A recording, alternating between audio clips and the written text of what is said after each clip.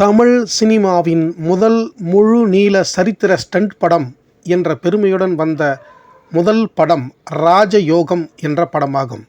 இந்த திரைப்படம் 1940ஆம் ஆண்டு வெளிவந்திருக்கிறது. இந்த திரைப்படத்தினை பிரம்மாண்ட தயாரிப்பாளர் T.R. சுந்தரம் அவர்கள் தனது மாடர்ன் தியேட்டர்ஸ் பட நிறுவனத்தின் சார்பாக மிக பிரம்மாண்டமாக தயாரித்திருக்கின்றார். பி. சம்பத்குமார் அவர்கள் இயக்கிய ராஜயோகம் திரைப்படம் சேர மன்னருக்கும் பல்லவ மன்னருக்கும் நடக்கும் போரை சித்தரிக்கும் படமாக எடுக்கப்பட்டிருக்கிறது. கருப்பு வெள்ளையில் போரின் பிரமிப்பு, வாள் சண்டை, குதிரை சண்டை ரசிகர்களை அதிகமாக கவர்ந்து பல தடவை இந்த திரைப்படத்தினை பார்க்க வைத்துள்ளது.